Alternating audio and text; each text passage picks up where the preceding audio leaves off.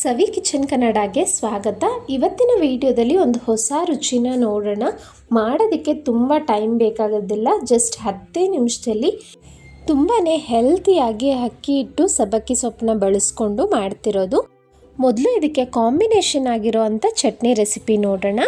ಪ್ಯಾನ್ಗೆ 1 table spoon ಎಣ್ಣೆಗೆ ಒಂದು ಸ್ವಲ್ಪ ಕಡಲೆಬೇಳೆ, ಉದ್ದಿನಬೇಳೆ, 1 ಟೇಬಲ್ ಸ್ಪೂನ್ ಆಗುವಷ್ಟು ಕಡಲೆ ಬೀಜ ಹಾಕಿ ಲೋ ಟು ಮೀಡಿಯಮ್ ಫ್ಲೇಮಲ್ಲಿ ಲೈಟಾಗಿ ಫ್ರೈ ಮಾಡ್ಕೊಳ್ಳಿ. 1 ನಿಮಿಷ ಲೈಟಾಗಿ ಬಣ್ಣ ಚೇಂಜ್ ಆಗೋದಕ್ಕೆ ಶುರು ಆಗುತ್ತೆ. ಆನಂತರ ಖಾರಕ್ಕೆ ತಕ್ಕಂತೆ ಹಸಿಮೆಣಸಿನ್ಕಾಯಿ 4, 1 ಮೀಡಿಯಮ್ ಸೈಜ್ ಈರುಳ್ಳಿ, 7ರಿಂದ 8 ಎಸಳು ಬೆಳ್ಳುಳ್ಳಿ, 2 ಮೀಡಿಯಮ್ ಸೈಜ್ ಟೊಮೆಟೊನ ಹಾಕಿದ್ದೀನಿ. ಈಗ ಲೋ ಟು ಮೀಡಿಯಮ್ ಫ್ಲೇಮಲ್ಲೇ ಎಲ್ಲವೂ ಚೆನ್ನಾಗಿ ಸಾಫ್ಟ್ ಆಗೋ ತನಕ ಬೇಯಿಸ್ಕೋಬೇಕು. ನೀವಿಲ್ಲಿ ಹಸಿಮೆಣಸಿನ್ಕಾಯಿ ಬದಲು ಒಣಮೆಣಸಿನ್ಕಾಯಿ ಬೇಕಾದರೂ ಹಾಕ್ಕೊಳ್ಬೋದು. ನೋಡಿ, ಟೊಮೆಟೊ ಮತ್ತು ಈರುಳ್ಳಿ ಕಂಪ್ಲೀಟ್ ಗೋಲ್ಡನ್ ಬ್ರೌನ್ ಆಗಿ ಸಾಫ್ಟಾಗಿ ಆಗುತ್ತೆ. ನಿಮಗೆ ಅಲ್ಲಿ ತನಕ ಫ್ರೈ ಮಾಡ್ಕೋಬೇಕು. ಸುಮಾರು 2ರಿಂದ 3 ನಿಮಿಷ ಟೈಮ್ ಬೇಕಾಗುತ್ತೆ. ಈಗ ಸ್ಟವ್ನ ಆಫ್ ಮಾಡಿ ಕಂಪ್ಲೀಟಾಗಿ ಕೂಲ್ ಆಗೋದಕ್ಕೆ ಬಿಡಿ. ತಣ್ಣಗಾದ್ಮೇಲೆ ಈಗ ಮಿಕ್ಸಿ ಜಾರ್ಗೆ ಹಾಕ್ಕೊಂಡು ರುಚಿಗೆ ತಕ್ಕಷ್ಟು ಉಪ್ಪನ್ನ ಹಾಕ್ಕೊಂಡು ರುಬ್ಕೊಳ್ಳಿ. ಯಾವುದೇ ರೀತಿ ನೀರು ಸೇರಿಸಿಲ್ಲ. ನೋಡಿ, ಸಿಂಪಲ್ಲಾಗಿ ಸಖತ್ ಟೇಸ್ಟಿಯಾಗಿ ಚಟ್ನಿ ರೆಡಿ ಆಯಿತು. ನೆಕ್ಸ್ಟ್ ಈಗ ಅಕ್ಕಿ ಹಿಟ್ಟನ್ನ ತಗೊಳ್ತಾ ಇದ್ದೀನಿ. ಸುಮಾರು 1/4 kg ಆಗೋಷ್ಟು ತಗೊಂಡು ಮೊದಲು ಜರಡಿ ಮಾಡ್ಕೊಳ್ತಾ ಇದ್ದೀನಿ. ಅಕ್ಕಿ ಹಿಟ್ಟು ಬದಲು ನೀವು ಜೋಳದ ಹಿಟ್ಟು ಬೇಕಾದರೂ ಬಳಸ್ಬೋದು, ತುಂಬ ಚೆನ್ನಾಗಿ ಬರುತ್ತೆ. ಜರಡಿ ಹಿಡ್ಕೊಂಡು ಪಕ್ಕಕ್ಕಿಟ್ಟು ಈಗ ಸ್ವಲ್ಪ ಸಬ್ಬಕ್ಕಿ ಸೊಪ್ಪನ್ನ ತಗೊಂಡಿದ್ದೀನಿ. ಸಬ್ಬಕ್ಕಿ ಸೊಪ್ಪಲ್ಲಿ ಮಣ್ಣೇನಾದರೂ ಇದೆ ಅನಿಸಿದ್ರೆ ಈ ರೀತಿ ನೀರಿಗೆ ಸ್ವಲ್ಪ ಉಪ್ಪು ಹಾಕಿ ಒಂದು 5 ನಿಮಿಷ ಬಿಡಿ. ಮಣ್ಣೆಲ್ಲ ತಳಭಾಗದಲ್ಲಿ ಕೂರುತ್ತೆ. ಆಗ 1-2-3 ಸಲ ಮತ್ತೆ ಬೇರೆ ನೀರಲ್ಲಿ ಸಬ್ಬಕ್ಕಿ ಸೊಪ್ಪನ್ನ ತೊಳೆದು ಕಟ್ ಮಾಡಿ ಇಟ್ಕೊಳ್ಳಿ. ಜರಡಿ ಮಾಡಿ ಇಟ್ಕೊಂಡಿರೋಂಥ ಅಕ್ಕಿ ಹಿಟ್ಟಿಗೆ ರುಚಿಗೆ ತಕ್ಕಷ್ಟು ಉಪ್ಪನ್ನು ಹಾಕ್ಕೊಳ್ತಾ ಇದ್ದೀನಿ. ಒಂದು 1/2 ಟೀ ಸ್ಪೂನ್ ಆದರೆ ಸಾಕಾಗುತ್ತೆ. ಎಲ್ಲವನ್ನು ಚೆನ್ನಾಗಿ ಮಿಕ್ಸ್ ಮಾಡಿದ್ಮೇಲೆ ನಾನಿಲ್ಲಿ ತುರಿದಿರೋ ಅಂಥ ಕ್ಯಾರೆಟ್ನ ಹಾಕ್ಕೊಳ್ತಾ ಇದ್ದೀನಿ. 1-2-3 ಟೇಬಲ್ ಸ್ಪೂನ್ ಆಗುವಷ್ಟು. ಒಂದು ಸ್ವಲ್ಪ ತುರಿದಿರೋ ಅಂಥ ಸೌತೆಕಾಯಿ, 2 ಮೀಡಿಯಮ್ ಸೈಜ್ ಈರುಳ್ಳಿ, ಒಂದು 2-3 ಹಸಿಮೆಣಸಿನ್ಕಾಯಿ, ಸಣ್ಣದಾಗಿ ಹೆಚ್ಚಿಟ್ಕೊಂಡಿರೋ ಅಂಥ ಸಬ್ಬಕ್ಕಿ ಸೊಪ್ಪನ್ನ ಹಾಕ್ತಾ ಇದ್ದೀನಿ. ಕ್ಯಾರೆಟು ಸೌತೆಕಾಯಿ ಎಲ್ಲ ಆಪ್ಷನಲ್, ಇದ್ದರೆ ಹಾಕ್ಕೊಳ್ಳಿ, ಟೇಸ್ಟ್ ತುಂಬ ಚೆನ್ನಾಗಿ ಬರುತ್ತೆ. ಈಗ ತುರ್ಕೊಂಡಿರೋ ಅಂಥ ಕ್ಯಾರೆಟು ಸೌತೆಕಾಯಲ್ಲೆಲ್ಲ ನೀರಿನ ಅಂಶ ತುಂಬ ಇರುತ್ತೆ ಅಲ್ವಾ. ಈ ರೀತಿ ಅಕ್ಕಿ ಹಿಟ್ಟನ್ನ ಚೆನ್ನಾಗಿ ಯಾವುದೇ ನೀರನ್ನ ಹಾಕ್ಕೊಳ್ದೇನೆ ಮೊದಲು ಮಿಕ್ಸ್ ಮಾಡ್ಕೋಬೇಕು. ಈ ರೀತಿ ಚೆನ್ನಾಗಿ ಎಲ್ಲವೂ ಮಿಕ್ಸ್ ಆದಮೇಲೆ ಈಗ ಇದಕ್ಕೆ ಎಷ್ಟು ಬೇಕೋ ಅಷ್ಟು ಸ್ವಲ್ಪನೇ ನೀರು ಹಾಕ್ಕೊಳ್ತಾ ಮಿಕ್ಸ್ ಮಾಡ್ಕೊಳ್ಳೋಣ. ನಾನಿಲ್ಲಿ ನೀರನ್ನ ಸ್ವಲ್ಪ ಬಿಸಿ ಮಾಡಿ ತೊಗೊಂಡಿದ್ದೀನಿ. ಬಿಸಿನೀರು ಅಂದರೆ ಕುದಿಸ್ಬಾರ್ದು. ನೋಡಿ, ಕೈಯಲ್ಲಿ ಮುಟ್ಟೋ ರೀತಿಲಿ ಅಷ್ಟು ಬಿಸಿ ಇದ್ದರೆ ಸಾಕು. ತಣ್ಣೀರಿಗಿಂತ ಈ ರೀತಿ ಸ್ವಲ್ಪ ಬಿಸಿ ಮಾಡ್ಕೊಂಡು ಹಾಕೋದ್ರಿಂದ ತುಂಬಾ ಚೆನ್ನಾಗಿ ಬರುತ್ತೆ ಈ ರೆಸಿಪಿ. ಸ್ವಲ್ಪನೇ ಹಾಕ್ಕೊಳ್ಳಿ, ಒಂದೇ ಸಲ ಹಾಕ್ಕೊಂಡು ತೆಳ್ಳಗೆ ಮಾಡ್ಕೋಬಾರ್ದು ಹಿಟ್ಟನ್ನು. ಸವಿ ಕಿಚನ್ ಕನ್ನಡ ಚಾನಲ್ಗೆ ಯಾರೆಲ್ಲ ಸಬ್ಸ್ಕ್ರೈಬ್ ಆಗಿಲ್ಲ ಪ್ಲೀಸ್ ಈಗಲೇ ಹೋಗಿ ಸಬ್ಸ್ಕ್ರೈಬ್ ಮಾಡಿ. ಇದೇ ರೀತಿ ಹಲವಾರು ಇಂಟ್ರೆಸ್ಟಿಂಗ್ ರೆಸಿಪೀಸ್ ನನ್ನ ಚಾನಲ್ನಲ್ಲಿದೆ, ಇಂಟ್ರೆಸ್ಟ್ ಇರೋರು ಚೆಕ್ ಮಾಡ್ಬೋದು. ನೋಡಿ, ಹಿಟ್ಟು ಅದಕ್ಕೆ ಬಂದಿದೆ. ನಾನು ಒಂದು ಸಣ್ಣ ಕಪ್ಪಲ್ಲಿ ನೀರು ತೊಗೊಂಡಿದ್ನಲ್ಲ, ಅದರಲ್ಲಿ ನನಗೆ ಅರ್ಧ ಭಾಗ ನೀರು ಬೇಕಾಯಿತು ಅಷ್ಟೇ. ನೋಡಿ, ಹಿಟ್ಟು ತುಂಬ ತೆಳ್ಳಗೂ ಇರಬಾರ್ದು, ಹಾಗಂತ ಗಟ್ಟಿಯಾಗೂ ಇರಬಾರ್ದು. ಪರ್ಫೆಕ್ಟ್ ಕನ್ಸಿಸ್ಟೆನ್ಸಿ ಈ ರೀತಿ ಇದ್ದರೆ ನಮಗೆ ರೆಸಿಪಿ ತುಂಬ ಚೆನ್ನಾಗಿ ಬರುತ್ತೆ ಪರ್ಫೆಕ್ಟಾಗಿ. ಇದನ್ನು ನೆನೆಯೋದಕ್ಕೆ ಬಿಡಬೇಕು ಆ ರೀತಿ ಏನೂ ಇಲ್ಲ, ಇಮ್ಮಿಡಿಯೇಟಾಗೆ ಮಾಡ್ಕೊಳ್ತಾ ಇದ್ದೀನಿ. ನೋಡಿ, ಟೈಮ್ ಇಲ್ಲದೆ ಇದ್ದಾಗ ಜಸ್ಟ್ 10 ನಿಮಿಷದಲ್ಲಿ ಕ್ವಿಕ್ಕಾಗಿ ಮಾಡ್ಕೊಬಿಡ್ಬೋದು.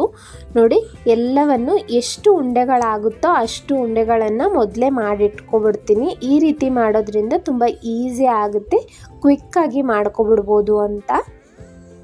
ಒಂದು ಇಡ್ಲಿ ಸೈಜಲ್ಲಿ ನಾನು ಉಂಡೆಗಳನ್ನು ಮಾಡ್ಕೊಳ್ತಾ ಇದ್ದೀನಿ. ನೋಡಿ, ಎಲ್ಲ ಈ ರೀತಿ ಮಾಡಿಟ್ಕೊಂಡು ಇದ್ರ ಮೇಲೆ ತೇವದ ಬಟ್ಟೆ ಅಥವಾ ಪ್ಲೇಟ್ನ ಮುಚ್ಚಿಡಿ, ಆರೋಗಬಾರ್ದು. ಹೆಂಚನ್ನು ಇಟ್ಟಿದ್ದೀನಿ.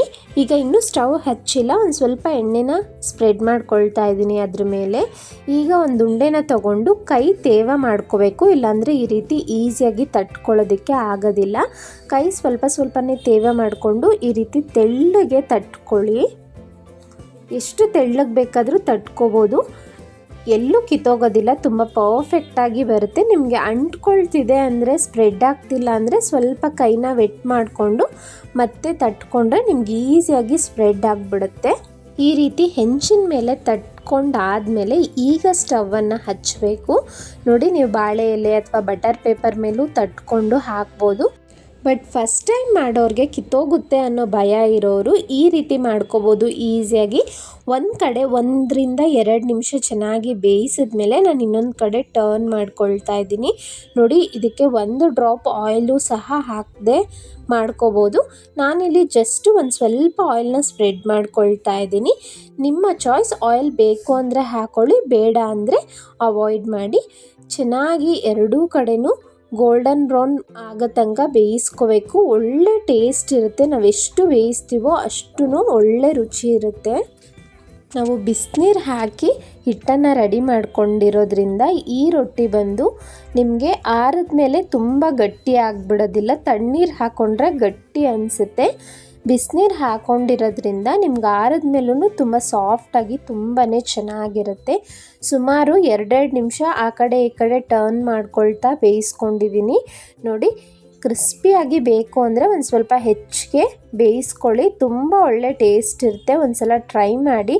ನಾನು ಮಾಡಿ ತೋರಿಸಿರೋ ಚಟ್ನಿಗೆ ಈ ರೊಟ್ಟಿ ಅಂತೂ ಸೂಪರ್ ಕಾಂಬಿನೇಷನ್ ಅಂತ ಹೇಳ್ಬೋದು. ಸಬ್ಬಕ್ಕಿ ಫ್ಲೇವರಲ್ಲಿ ತುಂಬಾ ಚೆನ್ನಾಗಿರುತ್ತೆ. ಈ ರೀತಿ ಆದಮೇಲೆ ಈಗ ತೆಗಿತಾ ಇದ್ದೀನಿ. ಈಗ ಸ್ಟವ್ನ ಆಫ್ ಮಾಡ್ಕೊಳ್ಳಿ. ಮತ್ತು ಒಂಚೂರು ಎಣ್ಣೆ ಸ್ಪ್ರೆಡ್ ಮಾಡಿಕೊಂಡು ಒಂದು ಉಂಡೆ ಇಟ್ಟು ಕೈನ ತೇವ ಮಾಡ್ಕೊಳ್ತಾ ತಟ್ಕೋಬೇಕು. ನೋಡಿ, ಎಷ್ಟು ಈಸಿಯಾಗಿ ಸ್ಪ್ರೆಡ್ ಆಗ್ತಿದೆ ಅಂತ ನೋಡ್ಬೋದು ನೀವು. ಎಲ್ಲೂ ಕಿತ್ತೋಗೋದಿಲ್ಲ ನಿಮಗೆ. ಸ್ಪ್ರೆಡ್ ಆಗ್ತಿಲ್ಲ ಅಂದರೆ ನಾನು ಮೊದಲೇ ಹೇಳ್ದಾಗೆ ಕೈನ ತೇವ ಮಾಡಿಕೊಂಡ್ರೆ ತುಂಬ ಈಸಿಯಾಗಿ ತಟ್ಕೋಬೋದು ಪೇಪರ್ ರೀತಿಲಿ. ಈಗ ಸ್ಟವನ್ನು ಹಚ್ಚಿ ನಾನು ಮೊದಲೇ ಹೇಳಿದ ಪ್ರೋಸೆಸ್ಸಲ್ಲಿ ಎರಡೂ ಕಡೆ ತಿರುಗಿಸ್ಕೊಳ್ತಾ ಆಯಿಲ್ ಬೇಕು ಅಂದರೆ ಹಾಕ್ಕೊಳ್ತಾ ಬೇಯಿಸ್ಕೊಳ್ಳಿ. ಇದೇ ರೀತಿ ಹೊಸ ರುಚಿಗೆ ಪ್ಲೀಸ್ ಸಪೋರ್ಟ್ ಮಾಡಿ. ಹಾಗೆ ಈ ವಿಡಿಯೋ ಇಷ್ಟ ಆಗಿದ್ದರೆ ಲೈಕ್ ಮಾಡಿ, ನಿಮ್ಮ ಫ್ಯಾಮಿಲಿ ಫ್ರೆಂಡ್ಸ್ಗೆ ಶೇರ್ ಮಾಡಿ. ಹೈಪ್ ಅಂತ ಒಂದು ಆಪ್ಷನ್ ಇದೆ, ಹೈಪ್ ಮಾಡಿ.